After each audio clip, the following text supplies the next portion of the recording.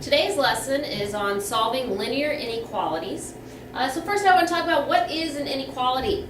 We've been solving equations. Equations have equal signs. Inequalities have any form of a greater than or a less than symbol. So we want to go through any difference in solving an inequality. The only rule you have to remember, you solve it exactly like a regular equation, except for you have to flip the inequality, so change it from less than to greater than, or greater than to less than, only if you multiply or divide each side by a negative number. That's only in your solving step. So if you are dividing by some kind of negative number, that's going to be when you have to flip the sign around. We also are going to have to graph our answer because there's not just one single answer, there are an infinite amount of answers. So a refresher on how to graph.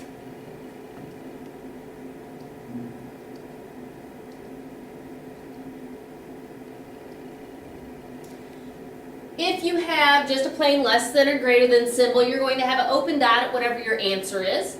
If you add the equal to, so the line under it, you're going to have a closed dot because that means we can't include that number as a solution. If you have any form of a less than symbol, please remember less than always looks like an L, so it goes the same direction. Your arrow will point to the left, and then any form of a greater than, your arrow will point to the right. This also only works if your variable comes first. So make sure that your variable, it's like an x, is greater than something, and then it will point in the correct direction. Let's go ahead and start our first example. Our first one, 4y minus 3 is less than 5y plus 2. So I'm going to draw a wall like we normally do in an equation. Being that we have variables on both sides, I have to start there. My smallest one is 4y. So I'm going to subtract 4y from both sides. So we have negative 3 is less than y plus 2. And finish solving for y, we subtract the 2. So my solution is negative 5 is less than y.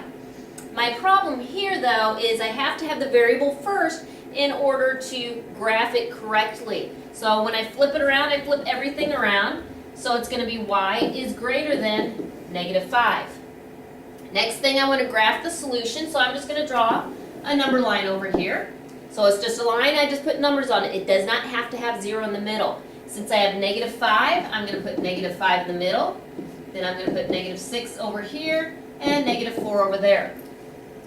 Because it's any number greater than negative 5, so it doesn't have a line under it, I need an open circle and then an arrow to the right because those are all greater than. Our next example here, we have negative x is greater than or equal to x minus 7 all over 2. First thing I suggest is getting rid of the fraction. So since this is basically dividing by 2, I want to multiply both sides by 2. So 2 times negative x would give me negative 2x is greater than or equal to, and those just cancel out. So it would be x minus 7. Keep solving. Normally I would move the negative 2x over, but since there would be nothing left over there, I'm going to move the x over by subtracting it. Negative 2x minus x would give me negative 3x is greater than or equal to negative 7. Now on here, to finish solving for x, I have to divide by negative 3. This right here is the one rule that I told you about at the very beginning, that if you divide, so in the step where we're getting x by itself, because that number down at the bottom is negative, I'm going to have to flip my inequality.